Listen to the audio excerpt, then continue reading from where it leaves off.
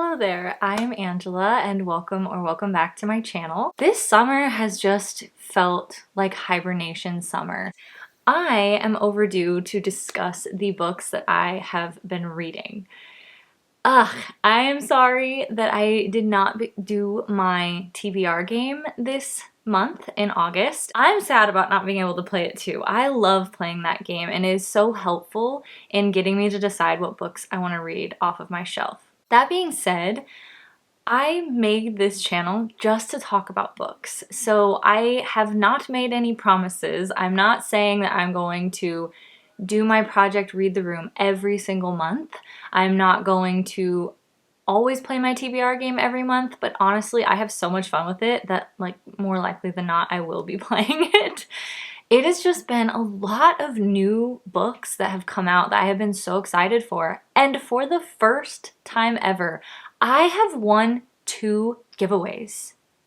I mean ever. I have been on Goodreads for over 10 years. I have been applying for those giveaways. I've been on Bookstagram, BookTube, and I have never won anything, and I have won 2 ARCs. I don't know what is going on, but I will take this luck.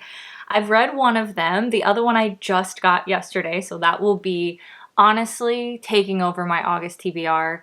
And I already knew everything I was going to read for August and also catching up on things from my last game from July. So the videos that I have coming, just so that you know, I am still reading Mistborn, The Final Empire, the first one, and I am doing both a spoiler-free part and a spoiler part to discuss my thoughts on that one. I feel like that's just too exciting to read the first time and not gush and talk about everything.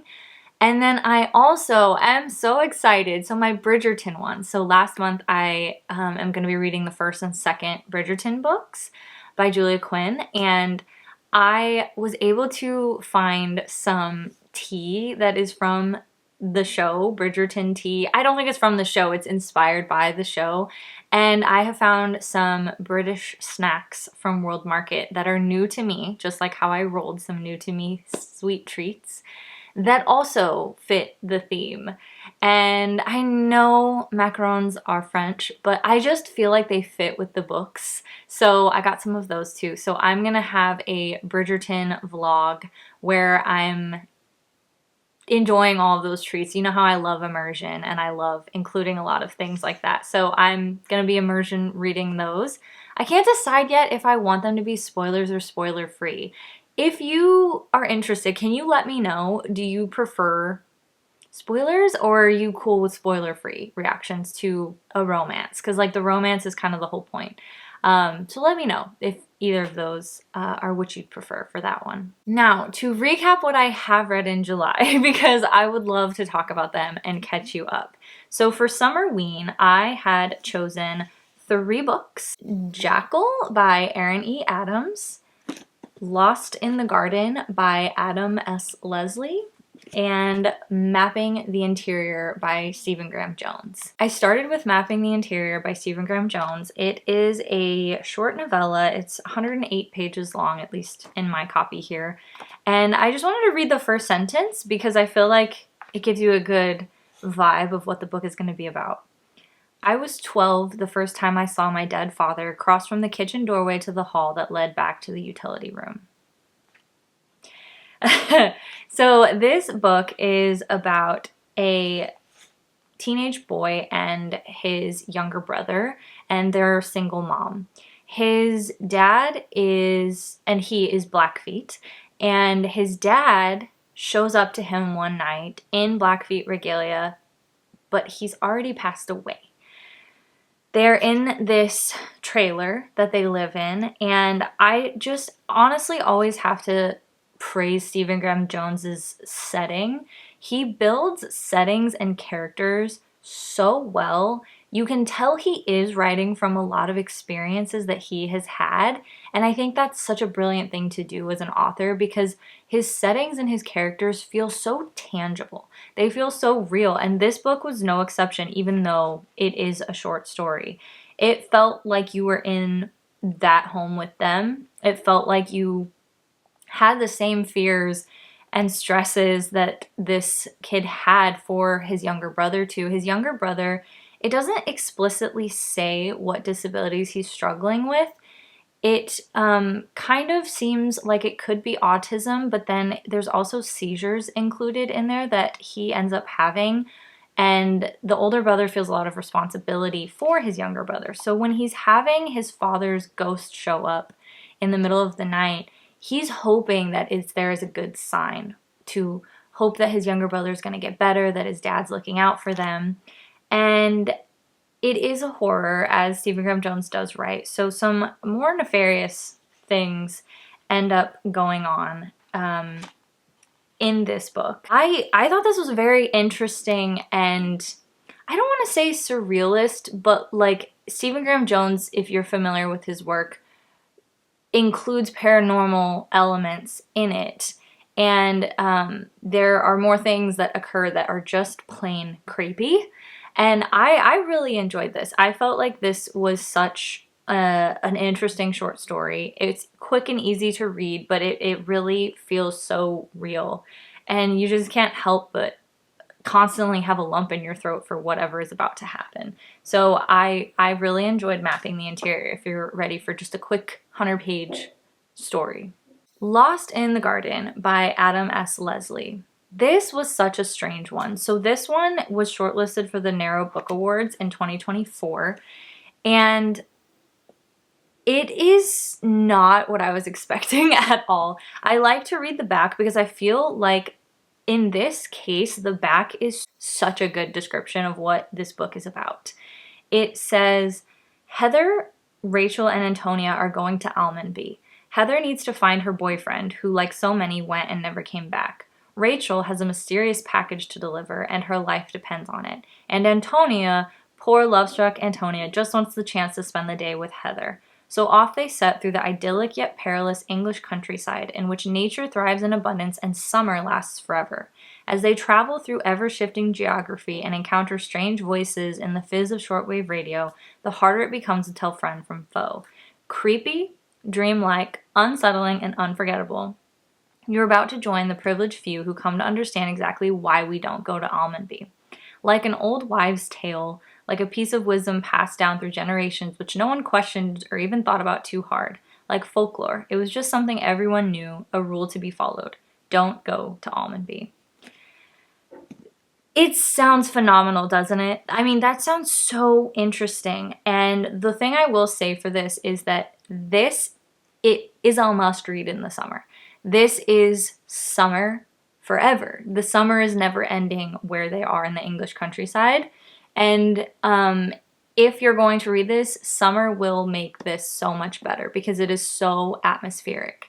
Now, the thing that surprised me by this book, and all of these reviews are going to be no spoilers, by the way, is like, it was a very weird juxtaposition of very, very purple prose, over the top, beautiful metaphors and descriptions of the setting, which I love, which was why I bought it, because even the first paragraph is that, with also such immature characters. It was very strange to me to be sinking into such beautiful writing and descriptiveness, and you're just like, ooh, this is so elevated. But the descriptions of these women are just so childlike. Now, that's the point, though. So especially Heather. Heather is arguably the main character, although there are these three. And Heather, let me back up. Okay, let me back up. This is such a fever dream. This is very hard to describe. It really does feel like you're trying to remember this really strange dream. Somebody wrote that as a review, and I completely agree. It is so eerie and bizarre. The book starts off where some event occurs, and they don't know what it is, and they don't know why. And everything just goes weird and wrong. So summer is endless, and the dead start to come back.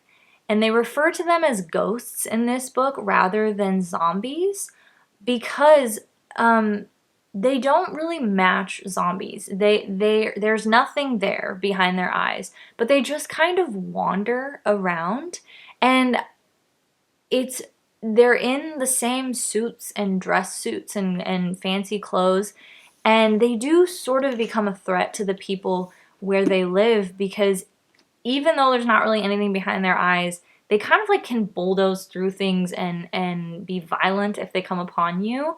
So you just have, if you can imagine that imagery of this English countryside with these like specks of people everywhere, but they're not alive and they're not there.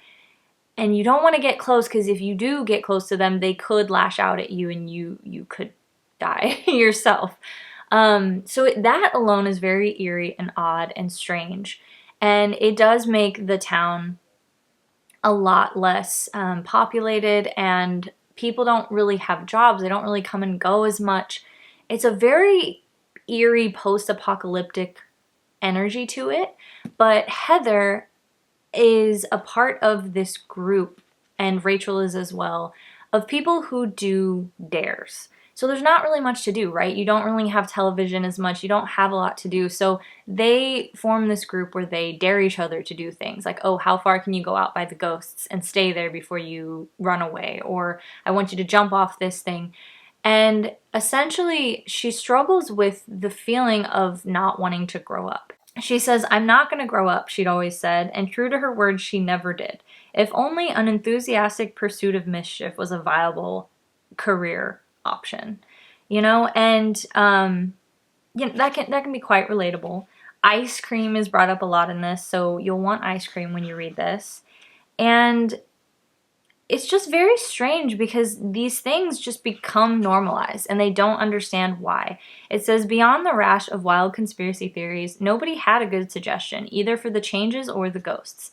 The best anyone could come up with was that reality itself had become sick.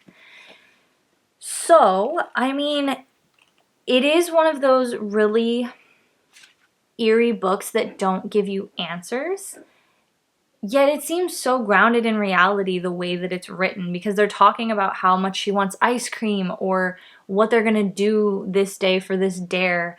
And eventually Heather's boyfriend decides that he is going to go to this town that it's hours away, but time kind of bends and they're not quite sure how far away it is because it kind of messes with you, called Almonby, where they have always heard in their town's history not to go. Just don't go to Almonby. There's not really a reason as to why. They just know that people go and don't come back and that it's not right there. So he decides he's going to go and he wants to try to fix it and like fix everything, because what else is there to lose? And then Rachel has a package to deliver there that you don't know what it is. And she enlists Antonia, who has a crush on Heather, to drive them there. And this is at its most of the time, this is a road trip story. So if you don't mind road trip stories, this is fun, but everything is off kilter. Nothing makes sense, and a lot of things aren't explained. And so you have to be okay with things being odd and unexplained. There's italics throughout the book with these strange stories about people's history, and it almost reads like a news presentation, but you don't really understand it, and neither do the people listening to it. Some things keep popping up multiple times with these coincidences that makes you wonder if they are coincidences, and that lends to that very uncomfortable feeling. There is a lot of nostalgia that I felt with this for summer especially.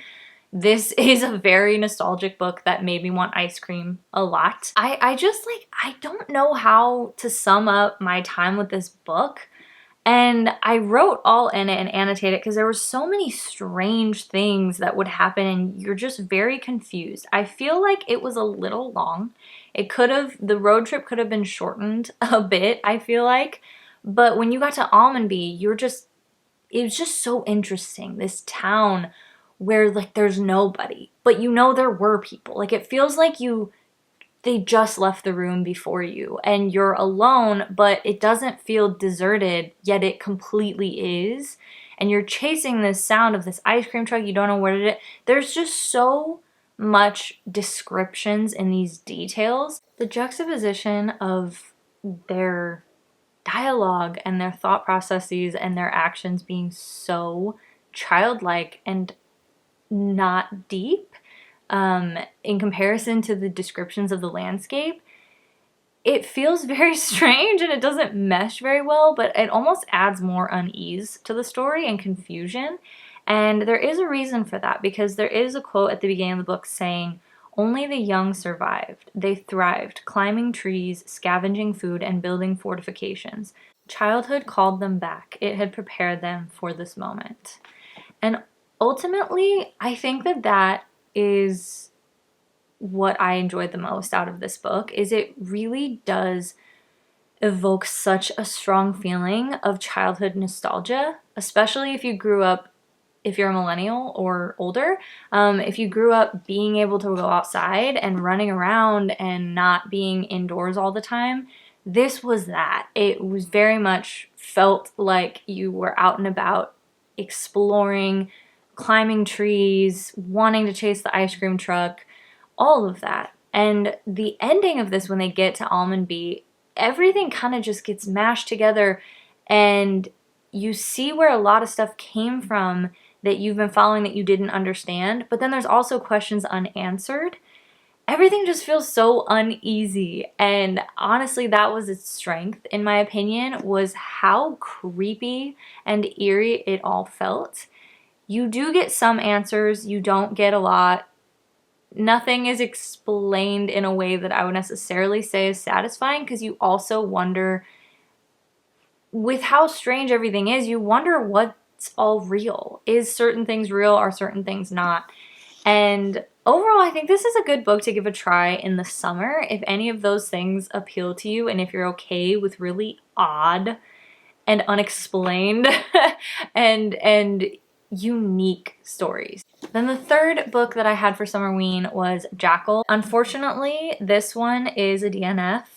It does count towards Project Read the Room, because this has been on my shelf for a long time, and that's the point of the project, is to see which books I want to get to and which books are not for me. This book is not, no prejudice towards this book. This is a DNF because of my own personal triggers. I don't want to get too much into it, but the writing of this in the beginning few chapters that I read was very good and very descriptive. But that was the problem. It was very good and very descriptive about a subject matter that I cannot personally read about. So this one is going to be a DNF, but again, I'm not saying that it was a bad one. It was good writing from what I had read so far, just I can't personally read this one. I also read How to Become the Dark Lord and Die Trying by Django Wexler. This one I have a full review in another video. I will link that, along with Legends and Lattes, which technically I did read in July as well. So my reviews for Legends and Lattes and How to Become a Dark Lord and Die Trying are in my previous video. Okay, so I am a mood reader and I'm a spontaneous reader, which doesn't lend well to TBRs, but a lot of these were spontaneity. The Night Guest by, oh, I don't know how to pronounce this, Hildur Knudstøtter, translated by Mary Robinette Kowal. The spontaneity with The Night Guest was because one of my friends, my book friends online, had added this on their want to read, and they started reading it, and I was like, hey, I bought this book. It's a novella, and I was really interested in the concept of it. Do you want to buddy read it? And what we ended up doing was buddy reading it at the same time. Like, we started it, and then we read it for a few hours, and then stopped it, and we like texted along the way. So that was so much fun. Shout out to Hillary if you're watching this. This book has such an interesting premise, which was what made me buy it, which was that in Iceland, a woman goes to the doctor seeking medical help because she is so fatigued. She is chronically fatigued, but not to a normal degree. Like, even her body hurts. Her body is exhausted. Like, she just exercised all night long, and she can't figure out what the problem is. So she goes to the doctor, and, you know, the doctor is understanding, but there is also that element that as women, it's probably pretty relatable, of feeling like you're not believed by the doctors, or that they don't take you as seriously as you want them to. And so she's struggling with tests to try to figure out what's going on. Her blood work's okay, she's worried for the worst, and she's not really getting answers. She's looking for answers, she's trying to understand why, and it just keeps escalating. Like, she'll have really bad bruises on her, or it just keeps getting worse. So then she has to take matters into her own hand and figure out why she's so exhausted. And she starts by getting a GPS tracker watch. And this is not a spoiler, this is in the summary. When she wakes up, she finds that in the night she has walked over 40,000 steps. So something is going on here beyond just chronic fatigue. At night, she's doing things outside of her control. And again, keeps being exhausted, keeps being hurt. And what I loved about this book is it takes a more sinister turn as well. And it is a really quick, fascinating read. And I really liked the layout of this book. Some of the chapters were just a sentence. Some of the chapters were a page or two, but it was very effective in storytelling because it made you keep going, oh God, oh God. It felt like it kept that tension high. It kept the foreboding high. I will say that that was the main feeling I had while reading this book, was a sense of foreboding, because this is not normal. This is scary, and more eerie things keep happening that she's connecting the dots might be related to her nighttime unconscious activities. And I actually quite enjoyed where this went. It was a great one to read with someone because the whole time you're just going, oh God, oh no, oh no, what does that mean? What next? Oh gosh. So I enjoyed this one a lot. I thought this was a great short horror read. Then this book reminds me of that quote from Emma where it says, if I loved you less, I may be able to talk about it more. I don't know if that's a direct quote, but something along those lines, because this one has my whole heart. It is A Long Time Dead by Samara Breger. This cover is stunning. I'm going to give her the center, not me.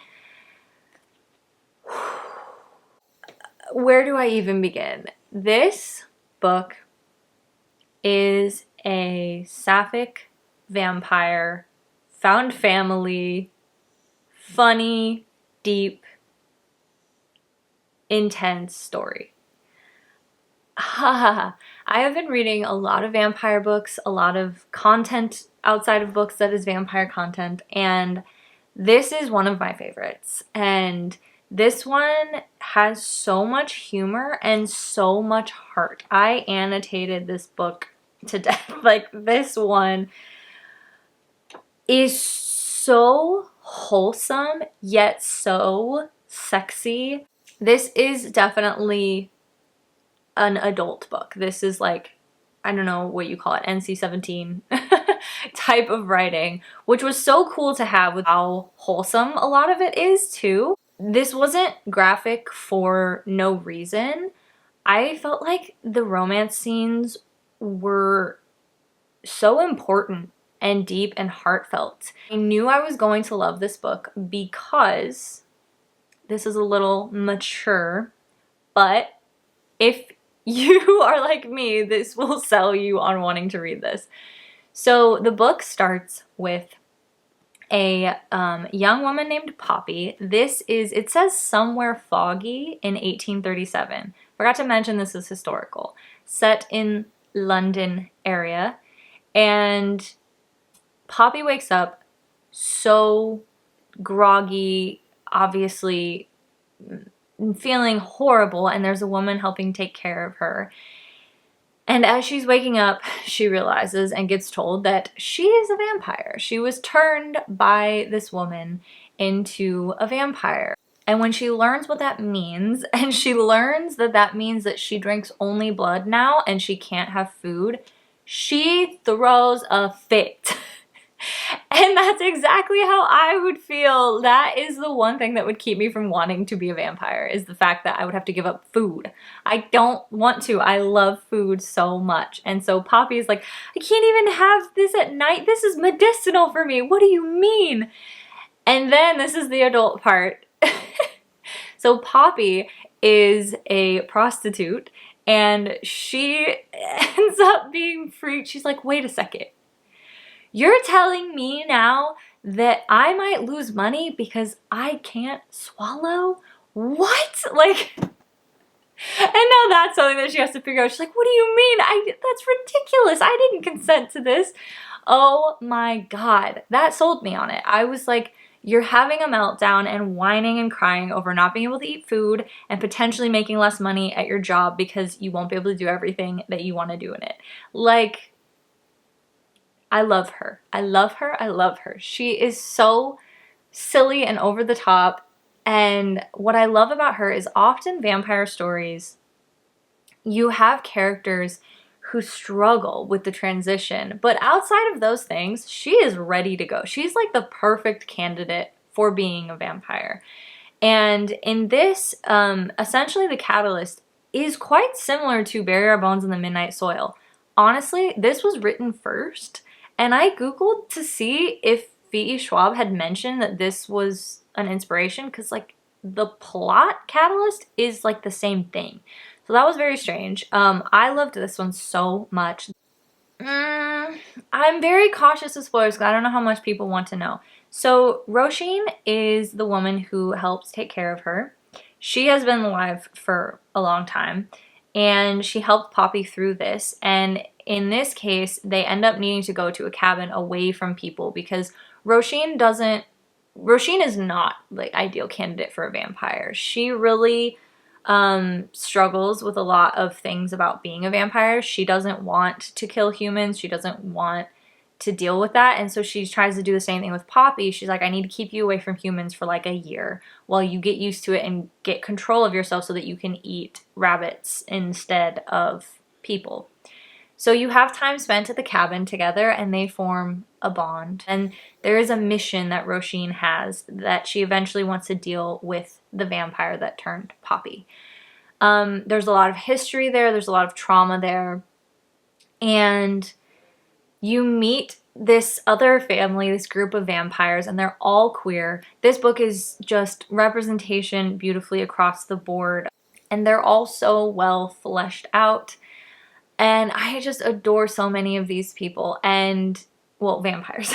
I adore so many of these vampires and I am not selling this enough. I put an Instagram post about it. So if you go to Angela Rose Reads on Instagram, I put it a little more succinctly there. But the heart in this, the wholesomeness in this, the found family, they're all trying to cope with immortal life and what they want out of that. And they're trying to, a lot of them came from not great circumstances. And so they're trying to figure out what they want to do with their life. They're trying to find safety. They're trying to find comfort, companionship, and they also have some threats to them. And there's so much love in this. There's so much heart. There's so much romance. But they do talk in this book about romance that goes beyond just lovers. There's also friendship romance. There's so many different types of love. And this book is full of love. And you see people's journeys through life. You see their aging. You see just so many gorgeous, gorgeous moments, experiences. If you like queer books, if you like vampire books, if you like sapphic books, this is the book for you. And historical as well, but you don't have to like historical to like this, I don't feel. Like that's just one element of it. Please give this a shot. A Long Time Dead. If you read it, please come back and let me know. I would love to talk to people about this book. This book is so good and my heart just explodes for Roisin and Poppy and their relationship, and then the vampire group's relationship. There are so many wonderful characters in that. And unlike Twilight, some of the vampires fought in the Civil War in America, but they fought on the Union side, not the Confederacy. Twilight. So that was 5 stars. And then amazingly, I got another 5-star romance. I don't read a lot of romance. I told you I DNF'd. No, I didn't DNF. I finished the 7-year slip, but like, I didn't like it at all. I didn't like it. But as I said, I'm very picky. And this is now one of my top few romance books. And that is Act Your Age, Eve Brown by Talia Hibbert. I was really in the mood for romance. It's summer. I just felt like this was calling to me because I know that it takes place at a B&B. And I love that setting so much. And it just felt like summer vibes. I read with my book club, the Top Shelf Society, in the past, Get a Life, Chloe Brown. And I thought that was a good one too. But this one, my absolute favorite. So Eve Brown is one of the Brown sisters. There's 3 of them. There's a book for each of the sisters. And Eve is the one who's a bit more flighty. She is living with the parents, and she kind of like has endeavor after endeavor that she starts, and even though she's doing a good job, she ends up quitting them. And I think there's that fear of failing at something that means a lot to you, right? And so finally her parents are like, Eve, we're gonna cut you off if you don't actually stick with a career and stick with something. So she just takes off and starts driving, and she's upset, and then she stumbles upon this B&B on this beautiful little town that is hiring a chef, a cook, a baker, right? All 3. And she decides she is gonna apply right then and there because she is good at cooking. She's good at baking. She likes helping people and taking care of people. And this would be something she could do on her own for a little while and go back to her parents and say, look, I did it. I got a job. I'm sticking to it. She runs into the creator owner of the B&B, Jacob, and he has autism, and he is the grump to her sunshine. And he is very set in his ways. He is very adamant that Eve, with lavender purple braids and graphic tees and orange glitter lip gloss and just her intense vibrancy and sunshininess, is not gonna be able to stick to the order he wants. She's not right for the B&B. This is not gonna happen. A crazy series of events occurs where she kind of now owes him, and he's stuck with nobody else. So hires her. She has to kind of stay there and help prepare for this event that is coming up for the town that hopefully, if the cooking goes well, it will reflect very well on his B&B. Oh my God, the relationship banter is everything to me. I love humor and I love banter, and Jacob and Eve just have hilarious banter. I love the grump sunshine element. I love there's a lot of references and discussion to autism, and I loved the B&B setting. There's a lot of discussion, especially from Eve, but as well as Jacob, about expectations in life that you put on yourself, that your family and your parents put on you.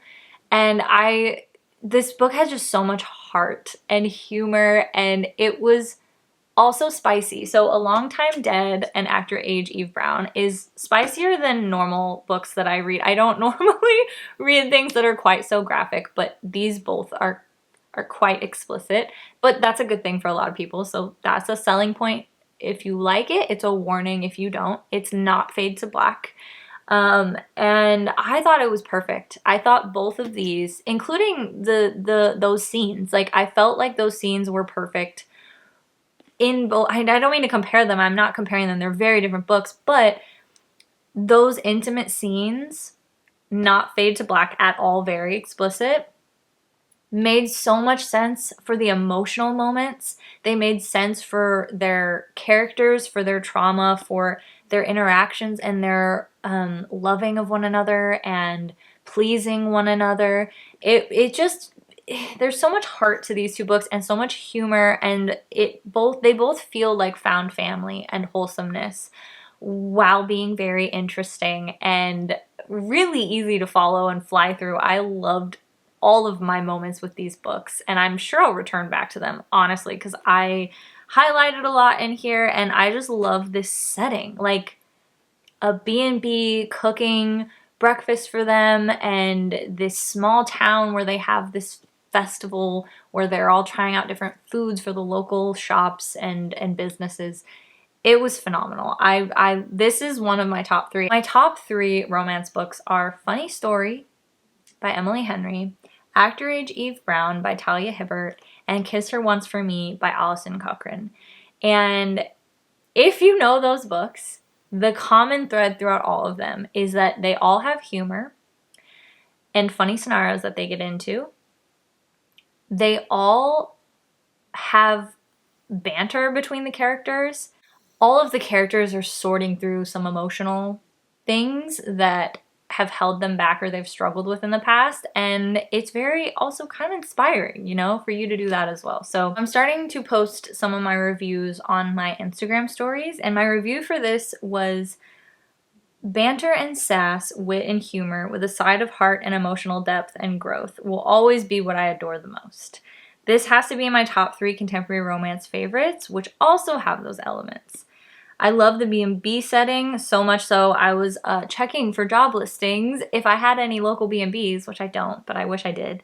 The autism representation and the lack of dull moments. I was happy the entire time reading this. And that's how I felt about Funny Story and Kiss Her Once for Me. 2 5-star romance books in 1 month for me. Who is she? I am flabbergasted and so thrilled because I was just so...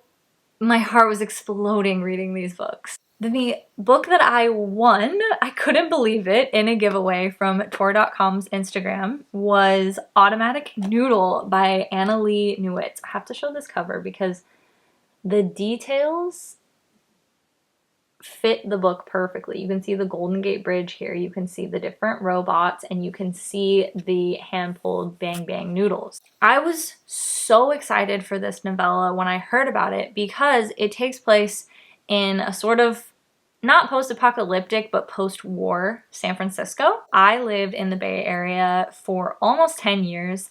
I loved visiting San Francisco so much, and I went to a college program in San Francisco as well, so I would take BART up there every day, and that was one of the best times that I ever had. I loved taking BART up to San Francisco all the time. And this book was pitched as cozy, queer, noodles, post-war San Francisco. Robots. Also robots. This book is about a group of robots. So in this world, and this is why I hesitate to call it cozy, because there is a lot of military discussion and post-war discussion because everything is kind of a wreck still. Afterwards, it feels a little dystopian to an extent. So it depends on what your definition of cozy is, because a lot of the robots do discuss and sort through their military service. They were enlisted to be used as robots in the war. And so in those elements, I don't know if everyone finds that cozy. What I would say is cozy about it is that it feels like this group of robots are a family, and that you get to really sit with opening a restaurant and figuring out recipes. And that is what I absolutely loved about it. Automatic Noodle starts with these robots waking up at the restaurant that they had worked at, and they had been shut down, and are confused as to what's going on, find out that the company that had owned the restaurant that they worked at just cut and ran, just bailed. And the setting is very rainy, very flooded, so you've got a rainy shop in San Francisco, and these robots are trying to figure out what to do because this is a post-war city and state. So California gained independence from the rest of the country. I don't know if other states did too, but it focuses on California being independent now. With that independence, these robots, there are more basic robots, and then there are robots called HEEI, Human Equivalent Embodied Intelligence individuals. They were given civil rights after the war, but that only goes so far. You know, you don't get to vote, you can't be in unions, you know, you don't have the same rights that everybody else has. And You can work though. You can sell your labor, right? And so there is a lot of connections and understandable commentary related to immigrants, immigration, also the queer community, frankly, a lot of marginalized groups. This is very much evident about how the United States treats a lot of groups of people, but in this case especially seems to be referencing immigrants and the queer community. It was really sweet. There is a robot who goes through some body modifications and acceptance because she's made to look human, but she's not human and she doesn't want to have to be seen as human.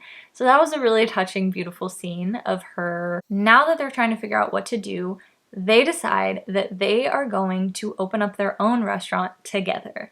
And they decide that they want it to be a noodle shop. They want to make comforting, delicious noodles for the people of San Francisco, and they decide to do the hand-pulled noodles. And that is my favorite part of this story, is them going and seeking out other people who know how to make this, learning how to make it. One of the robots has sensors so that they can tell what things might taste like or smell like, but they themselves don't have a judgment for if it's good or not, so they've studied what humans do and don't like. And they have to figure out their suppliers as well. They have to deal with reviews because that is how you find the different places. There's this essentially their version of Yelp, and that's how you find where to eat. And it's just a really fascinating little story about these robots trying to navigate opening this restaurant with all the prejudices around robots. There are a lot of people who think of robots very negatively and they want to review bomb them with 1-star reviews. They have to figure out how to deal with that and how they can be a center for the community, and the community can support them and they can support the community. My favorite part of this, so my complaint about Legends and Lattes was that I wanted less stakes and even more focus on opening the coffee shop. I wanted to see how they got their ingredients more. I wanted to see all the different recipes. Now, Legend Lattes did do that very well, but I wanted even more. Like, I'm boring. This is the stuff that I love to read about, and this does that so well. It's very poignant. There's a lot, especially in the United States right now, of anti-immigrant sentiments that is absolutely absurd and appalling. And this also shows how immigrants, and in this case, there's a big reference to the queer community, how they are the foundation of making things unique, diverse, wonderful, and yet they're being judged for it, the beauty that they bring. And it's just very, very frustrating. But I will say, while frustration was something I felt in this book, it was also very comforting. So there is that coziness element. And if you're looking for if you watch those ambient rooms or ASMR rooms on YouTube while you read, there are some rainy restaurant ones, and I recommend that with this because that fits this perfectly. There's even noodle shops if you look that up. So you're gonna want some noodles while you read this, that is for sure. Almost has a little bit of heist elements as well because they have to trick the computer to give the contract over to them, even though that's not technically allowed. And they also have to figure out how to get supplies that isn't easy to get in this setting, right? Everything is more chaotic. And then there's the heist element of trying to figure out who started these 1-star review bombs and that are trying to run them out of business just because of their robot phobia or robot hatred, right? And so there is a little bit of like the heist elements, and their military service helps with that, which is really funny and clever. And I have to throw in Becky Chambers' review, which says, "This book will make you hungry. It will also keep you warm." That's really sweet. And comp titles I would give is the Monk and Robot series by Becky Chambers, as well as Legends and Lattes for the restaurant cafe opening element of it. Okay, I've been talking forever. That's the point of this channel, is to gush about the books that I'm excited about. And honestly, these were all really good. Like, these were all really unique. I really liked a lot of these. Jackal's DNF was no fault of its own. I have some new all-time favorites. These are probably the standout top three. So maybe 1, top favorite, A Long Time Dead. Second favorite, Actor Age, Eve Brown. And third favorite of the month, Automatic Noodle. Did you have any new favorites this summer that you've read? If so, please let me know. And also, if you've read any of these, I would love to hear your thoughts. I will be back with those next videos, and I look forward to seeing you then. In the meantime, I hope that your life is filled with good people and good books. Take care.